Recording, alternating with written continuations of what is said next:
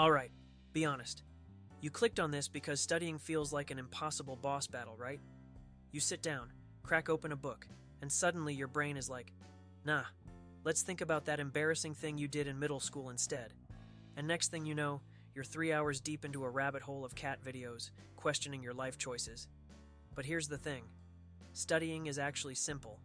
You're just doing it wrong. And no, it's not your fault. Schools somehow manage to make learning feel like a punishment. But I'm here to fix that. Stick with me for the next few minutes, and I promise you'll never look at studying the same way again. So, let's talk about why studying feels like trying to push a boulder uphill with a toothpick. The biggest problem? Most people treat studying like a passive activity. You stare at the words, highlight random stuff, maybe rewrite your notes in a slightly neater font, and then expect your brain to absorb everything like some kind of knowledge sponge. No, that's not how this works. That's like watching someone lift weights and expecting to get muscles by osmosis. Your brain needs to actually engage with the information. And that brings me to the first major fix. I know, controversial take. But hear me out. Instead of reading the same paragraph 17 times, highlighting half the page, and still feeling like the words are just floating around in your brain without sticking, teach it to someone. Why? Because teaching forces your brain to engage with the material actively, not just passively absorb it like a sponge that's already full of water. And before you say, "But I have no one to teach," you don't actually need a real live person sitting in front of you. Just pretend you're delivering a groundbreaking TED Talk to an invisible audience. Explain the topic out loud as if you're the world's leading expert, even if at this moment you barely know what you're talking about. Your brain processes and remembers information much better when it has to recall and organize it into something coherent. Try it right now. Take whatever topic you're studying: history, biology, quantum physics, the art of making the perfect grilled cheese, and explain it to your pet, your reflection in the mirror, or that one sad, lonely sock under your bed that's been waiting for its partner to return from the laundry abyss. If you stumble or get stuck, that's a sign you need to go back and clarify your understanding.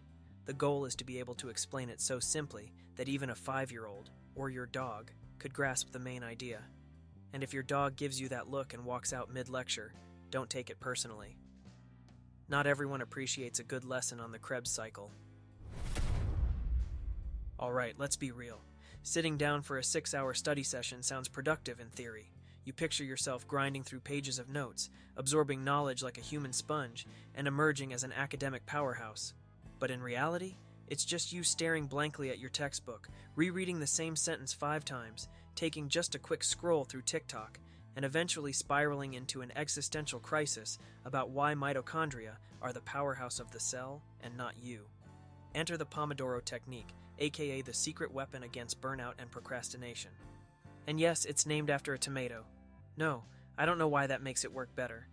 But hey, if it helps, let's just pretend it's because tomatoes fuel productivity. Here's how it works. You set a timer for 25 minutes and go all in. 0 distractions, total focus. Then, once the timer goes off, you reward yourself with a 5-minute break. Stretch, grab a snack, do a victory dance, whatever keeps you motivated. Then you repeat the cycle. Your brain actually loves this because it's built to work in short, intense bursts, not marathon sessions of mental suffering. The best part? Knowing there's a break coming makes it way easier to push through those 25-minute work sessions without getting tempted by your phone every 2 minutes. But listen, I know how sneaky procrastination can be. Don't fool yourself into thinking, well, if 5 minutes is good, then surely a 3-hour break is even better. Stick to the plan. Otherwise, you'll wake up 4 episodes deep into a Netflix binge wondering where the day went. So, grab a timer or use one of the many Pomodoro apps out there and give it a shot. Your focus, productivity, and GPA will thank you. If your notes look like a chaotic crime scene, we need to talk. Highlighter marks everywhere, random arrows pointing to who knows what, and entire paragraphs copied word for word? Yeah, that's not studying. That's just you giving yourself future hand cramps and pretending it's productive. I hate to break it to you, but writing down everything doesn't mean you'll remember anything. Instead, let me introduce you to active recall, the real MVP of effective studying. Here's the deal. Instead of passively copying information like a human photocopier, turn your notes into a game of Q&A. Write down questions instead of just facts. For example, instead of jotting down, "The mitochondria is the powerhouse of the cell," flip it into, "What does the mitochondria do?" This forces your brain to retrieve the answer rather than just recognize it on the page. And trust me, retrieval is where the real learning happens. That way, when you go back to review, you're not just scanning over words and convincing yourself you kind of know the material. Nope, you're actually engaging with it, actively testing yourself, and reinforcing what you know, or realizing what you don't know, which is just as important. And listen, I see some of you out here creating Pinterest-worthy notes with 10 different highlighters, perfect calligraphy, and washi tape borders. Look, I respect the artistry. Really, I do. But let's be honest, you're decorating, not studying. If making your notes look like a bullet journal masterpiece helps you stay motivated, go for it. But don't mistake color-coordinated aesthetics for actual comprehension. At the end of the day, it's not about how pretty your notes look. It's about how much they help you learn. So do yourself a favor. Simplify your notes, embrace active recall, and let your brain do the work. Your future self and your wrist will thank you. Let's get real for a second. When do you actually learn? It's not when you're mindlessly reading the textbook. It's not when you're highlighting everything in neon yellow, like it's a classified government document. Nope, you learn when you try to remember something and struggle a little. That moment of effort, when your brain is reaching, searching, digging for the answer, is where the magic happens. That's why practice tests aren't just helpful, they're essential. Your brain needs that struggle. It's like a muscle. It only grows when it's challenged. If you just review material without testing yourself on it, you're giving your brain the illusion of knowing something, but when exam day comes, blank. So instead of passively skimming your notes for the 100th time, quiz yourself constantly. Make it a habit. Flashcards? Amazing. Digital apps like Anki or Quizlet? Even better.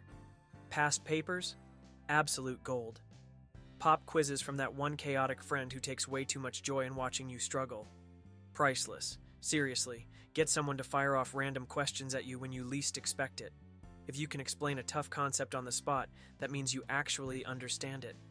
The goal is to make forgetting harder than remembering. So challenge yourself, make your brain sweat a little, and trust the process. The more you test yourself now, the less your brain will betray you when it actually matters. If you think pulling an all-nighter is a power move, I hate to break it to you, but sleep-deprived you is basically a potato with Wi-Fi. And not even a useful potato, just one that occasionally refreshes social media and forgets what it was supposed to be doing. Here's the deal. Your brain isn't just resting while you sleep, it's working. While you're off in dreamland, your brain is organizing and storing everything you've learned, turning scattered bits of information into solid long-term memories. No sleep, no memory consolidation, no retention, just you, staring blankly at your exam paper, wondering why you suddenly forgot literally everything. So do yourself a favor and get some rest. Seriously. That means no just one more episode at 2 a.m., no late-night TikTok deep dives, and no convincing yourself that I'll be fine with 3 hours of sleep and a coffee the size of my head.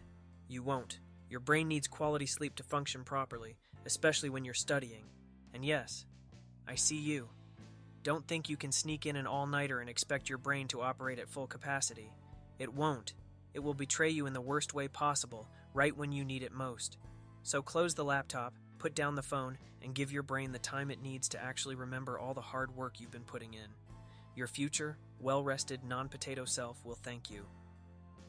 So, let's recap. Stop reading passively. Teach the material. Use short, focused study bursts. Make better notes. Test yourself. And for the love of all things good, sleep. Do these, and I promise studying will feel way easier than it does right now. Now go forth and actually learn something. And if this helped, you better hit that like button and subscribe, or I'm assigning you extra homework. Your choice.